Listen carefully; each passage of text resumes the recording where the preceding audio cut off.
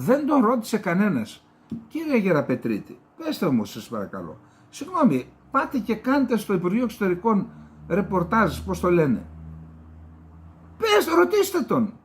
Με ποια λογική η Ελλάδα στηρίζει τον Φεριντούν Συνειρλίογλου για γενικό γραμματέα του ΟΑΣΕ, να κάνει κουμάντο στον ΟΑΣΕ, ένας οργανισμός που είναι για το διεθνές δίκαιο, τη δημοκρατία και να μην γίνονται πόλεμοι, όταν η Τουρκία και σε όλους τους πυλώνες είναι πρωταθλήτρια παραβιάσεων. Ανθρώπινα δικαιώματα, πολιτικά δικαιώματα των Κούρδων, εισβολή σε ξένες χώρες, η δύναμη κατοχής στην Κύπρο. Για πώς το έκανες αυτό να κατεβείς με κοινό ψηφοδέλτιο και με την Τελαλιάν, γνωστή και αυτή, έτσι, ξέρετε, και να υποχρεώσεις την Κύπρο να τον ψηφίσει. Ο Συνειρλίογλου είναι ο άνθρωπος που έστειλε στον ΟΗΕ επιστολή επίσημη της Τουρκίας που λέει αυτά είναι τα όρια της τουρκικής υφαλοκρηπίδας. Την επιστολή την κατέθεσε στον ΟΗΕ ο Φεριντούν Συνειρλίογλου στις 18 Μαρτίου του 2020. Προσέξτε τώρα τι συμβαίνει, ακούστε. Θυμάστε τι είπαμε προχτές με τον Τούρκο που μου έστειλε το μήνυμα,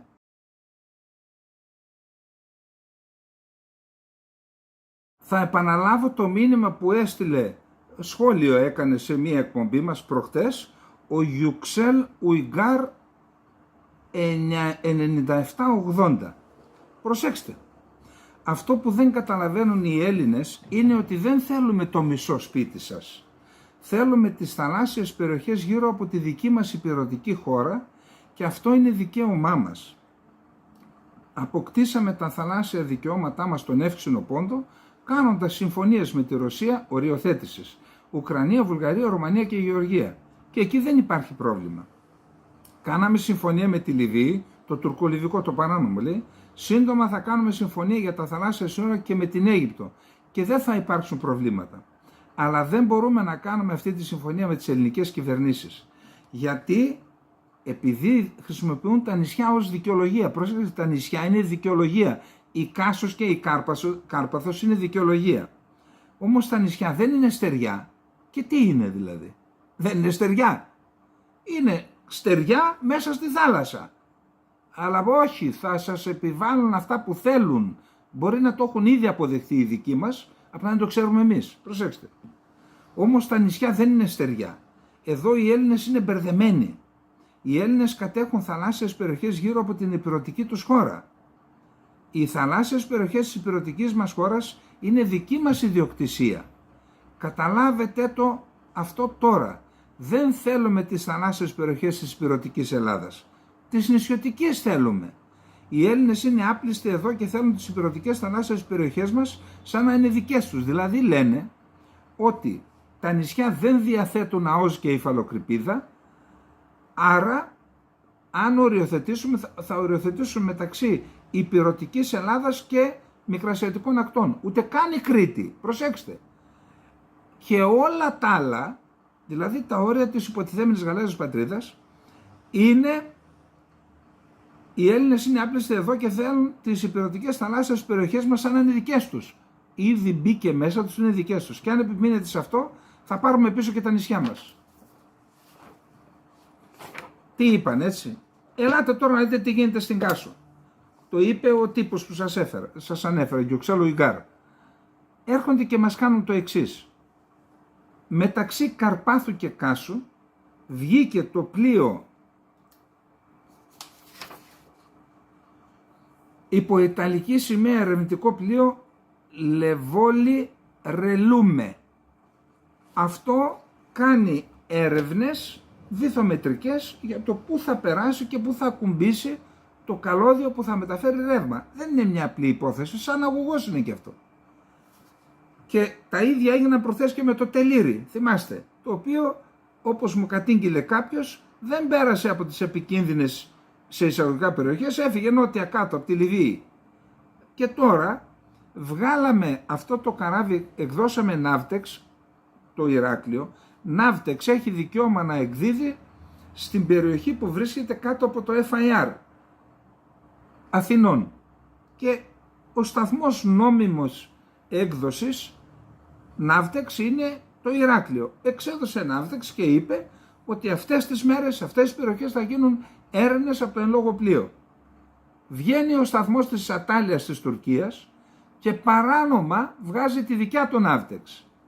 Και λέγοντας ότι είναι δική μου δικαιοδοσία.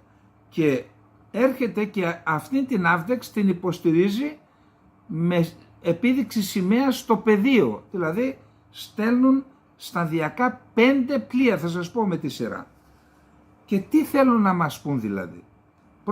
Προσέξτε. Το πλοίο έχει βγει μερικές εκατοντάδες μέτρα έξω από τα χωρικά ύδατα μεταξύ Καλύμνου και Καρπάθο και Κάσου. Στέλνουν λοιπόν οι Τούρκοι τα πλοία τους. Προσέξτε ποια είναι η κατάσταση τώρα. Αυτή είναι η κατάσταση αυτή τη στιγμή. Είναι από την Καθημερινή το γράφημα, που είναι τα τουρκικά και που είναι τα ελληνικά. Προσέξτε. Όπως βλέπετε, τα τουρκικά είναι στη γραμμή του τουρκολιβικού μνημονίου, δηλαδή στις περιοχές ανατολικά του συμπλέγματος Κάσου Καρπάθου. Το βλέπετε έτσι. Και τα ελληνικά είναι, η φρεγάτα είναι δυτικά μεταξύ Κάσου και Καρπάθο. Υπάρχει ένα του λιμενικού που είναι δυτικά και μία πυραυλάκατος δικιά μας είναι ανατολικά λίγο εκεί. Δηλαδή στο πεδίο οι Τούρκοι έρχονται και μας λένε, κοιτάξτε κύριοι, εγώ είμαι αποφασισμένος το τουρκολιβικό μνημόνιο αλλά και την επιστολή Συνειρλίογλου, τον οποίο ο Γεραπετρίτης θέλει να τον κάνει γενικό γραμματέα στο ΑΣΕ, εγώ θα την υποστηρίξω στο πεδίο. Αυτή τη στιγμή είμαστε μπλοκαρισμένοι εκεί. Να δούμε λίγο τη σειρά. Στην αρχή εμφανίστηκαν 2 τουρκικές φρεγάτες και 1 κορβέτα. Οι φρεγάτες Γκιόκοβα και Γκιοκτσού και η κορβέτα Μπεϊκόζ. Από την ελληνική πλευρά ήταν μόνο η κανονιοφόρος Αΐτιτος. Και μόλις έφεραν οι Τούρκοι τα 3 πλοία, 2 φρεγάτες και 1 κορβέτα, έφτασε και η νικηφόρος Φωκάς, η φρεγάτα η δικιά μας, στα στενά δυτικά όμως. Δεν βγαίνει στη διακιακαυμένη ζώνη, για να μην γίνει ένταση. Αλλά την ένταση την έκαναν οι Τούρκοι, με παρουσία 5 πλοίων. Μετά, χθες το απόγευμα, μετά τις 7, έφτασαν ακόμα 2 πυραυλάκατοι του τουρκικού ναυτικού. Άρα 5 πλοία. Και από την Αθήνα επελέγει, λέει, να μην δοθεί σήμα κλιμάκωσης, γι' αυτό και στη συνέχεια απλά κατέπλευσε στην περιοχή ένα περιπολικό ανοιχτής θαλάσσης του λιμενικού σώματος. Δηλαδή έρχονται, σε βιάζουν και εσύ λες, όχι, δεν θα αντισταθώ για να μην δώσω σήμα κλιμάκωσης. Πού οδηγεί αυτό λοιπόν? Βγάλτε εσείς συμπεράσματα, τι να πω τώρα. Επίσης χθες είχαμε και 4 παραβιάσεις του FIR Αθηνών. Τι σημαίνει αυτό? Όχι τον εναέριο χώρο, παραβιάσεις των κανόνων αέρας κυκλοφορίας, να λέμε τα σωστά. Η Ελλάδα με το FIR είναι ο τροχονόμος της περιοχής FIR Αθηνών. Εκεί ο τροχονόμος ζητάει και ο νόμος, διεθνές δίκαιο, να καταθέτουν σχέδια πτήσεως, γιατί εμείς τρεθίζουμε την κυκλοφορία. Οι Τούρκοι και οι Αμερικανοί δεν δέχονται να καταθέτουν σχέδια πτήσεως και αυτό για μας θεωρείται παραβίαση των κανόνων αέρας κυκλοφορίας. 4 έκαναν χθες. 2 ελικόπτερα έκαναν τις παραβιάσεις και ένα μη επανδρωμένο αεροσκάφος. Λοιπόν τώρα, πέστε μου τώρα εσείς, τι είναι αυτό το πράγμα? Και διαβάζω, προσέξτε δηλώσεις τώρα, ακούστε δηλώσεις. Πού τους βρήκαν αυτούς και τους έκαναν υπουργούς? Ακούστε τι λέει τώρα ο τέτοιος, ο Μαρινάκης. Δεν είναι προσωπικό το θέμα με τον άνθρωπο, αλλά...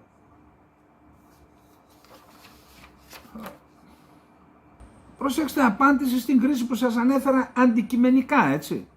Παύλος Μαρινάκης, στο Sky. Η κυβέρνηση απαντά συνολικά στο θέμα ότι επιδιώκει τη διατήρηση του κλίματος διαλόγου και είμαστε αισιόδοξοι σε αυτό. Τη στιγμή που σε βιάζει με 5 πλοία, έτσι. Ο διάλογος δεν σημαίνει συμφωνία, δεν σημαίνει αφέλεια. Επιδιώκουμε τον διάλογο, αλλά στον διάλογο δεν μπαίνουν ζητήματα κυριαρχικών δικαιωμάτων. Τώρα, συγγνώμη, Μπορεί, εγώ είπα, έπαθα μπαϊντενίτιδα, δεν καταλαβαίνω. Εσείς καταλαβαίνετε τίποτα από αυτά? Αυτή τη στιγμή είναι 5 πλοία τα οποία αμφισβητούν τα δικαιώματα της Ελλάδας σε οριοθετημένη ΑΟΣ με την Αίγυπτο. Λίγα εκατοντάδες μέτρα έξω από τα χωρικά μας ύδατα, που αν είχαμε επεκτείνει στα 12 μίλια δεν θα έμπαινε θέμα. Δηλαδή είναι και δυνητικά χωρικά ύδατα. Και τι απάντηση είναι αυτή, να την ξαναδιαβάσω, μήπως δεν κατάλαβα κάτι, λόγω ηλικίας. Και η κυβέρνηση απαντά συνολικά στο θέμα. Δηλαδή, τι συνολικά? Εκεί σε παραβιάζει. Ότι επιδιώκει τη διατήρηση του κλίματος διαλόγου και είμαστε αισιόδοξοι σε αυτό. Άρα τι, θα ανεχτείς? Και οι άλλοι καταγράφουν, οι ξένοι, ότι εδώ η Τουρκία έγραψε πόντο. Ο διάλογος δεν σημαίνει συμφωνία, δεν σημαίνει αφέλεια. Δηλαδή αν ήσασταν αφελείς, τι χειρότερο θα κάνατε? Για πέστε μας. Επιδιώκουμε τον διάλογο, αλλά στον διάλογο δεν μπαίνουν ζητήματα κυριαρχικών δικαιωμάτων. Μπήκαν. Να, σε αμφισβήτησε. Στην πράξη σε αμφισβήτησε. Το Ελληνικό Υπουργείο Εξωτερικών βρίσκεται σε διαρκή επαγρύπνηση για το θέμα, ζητώντας μάλιστα να παραταθεί η νέα Ναύτεξ ως αύριο Τετάρτη, προκειμένου να ολοκληρωθεί η διαδικασία.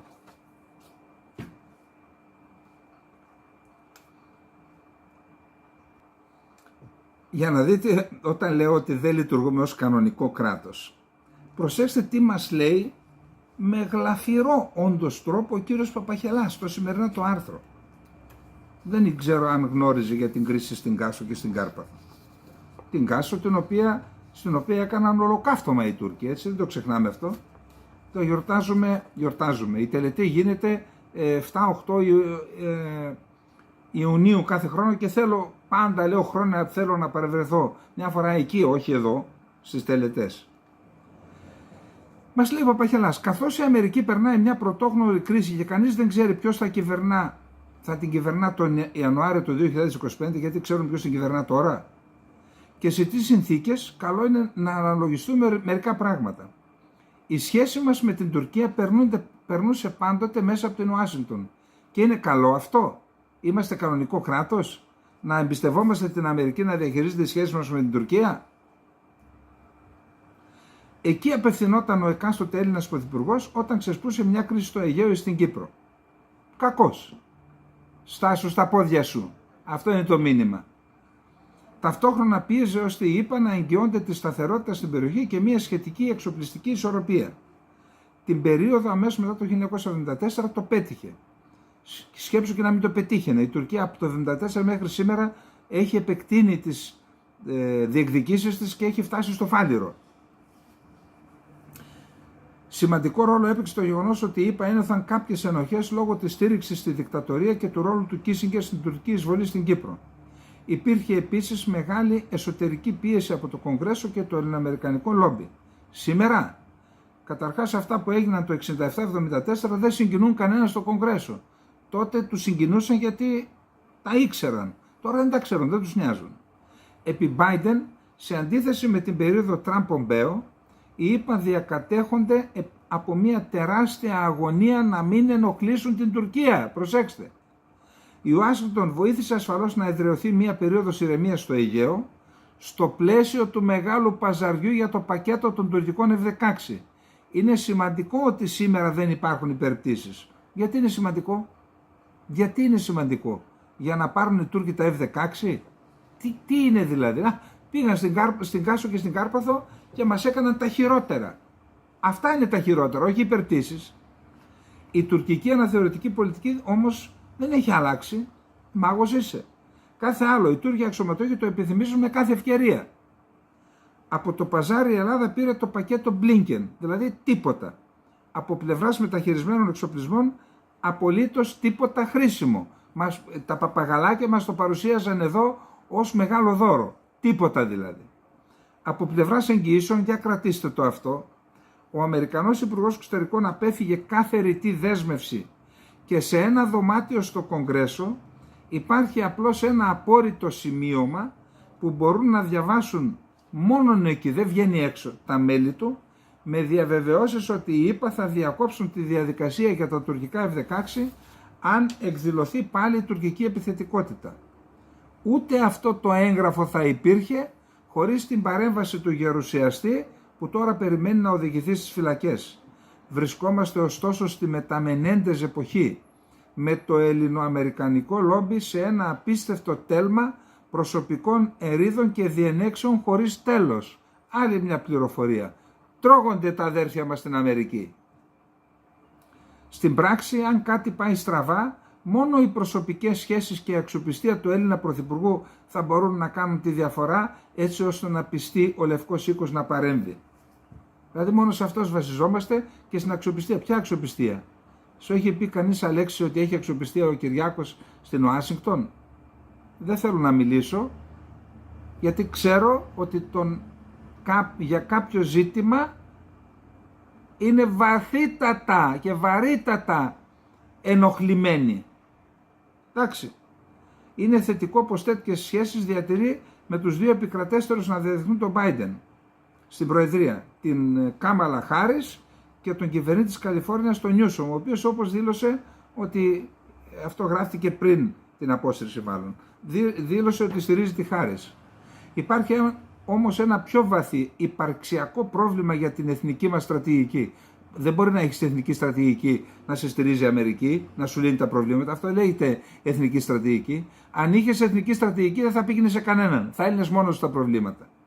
Έτσι όπως είναι τα πράγματα στην Αμερική, ο πραγματικός κίνδυνος είναι κάποια στιγμή το Μαξίμου να τηλεφωνήσει στο Λευκό Οίκο εν μέσω κάποιας κρίσης και η απάντηση να είναι δεν ενδιαφερόμαστε ή πήρατε το λάθος νούμερο. Έτσι έγινε και με τον Ιωαννίδη το 1974. Δεν υπάρχει, λέει, αυτός που ζητάτε στην πρεσβεία. Πυροδοτώντας στην Ελλάδα ένα αντιδυτικό τσουνάμι σαν και αυτό του 1974. Υπάρχει άμεση ανάγκη επανεξέτασης των εργαλείων με τα οποία αντιμετωπίζει η Αθήνα την Τουρκία τα τελευταία 65 χρόνια. Δηλαδή, συγγνώμη Αλέξη, μετά από τόσα χρόνια τώρα το πήραμε, το αντιληφθήκαμε ότι υπάρχει ανάγκη η Ελλάδα να έχει εθνική στρατηγική. Τι λέμε τόσα χρόνια εδώ?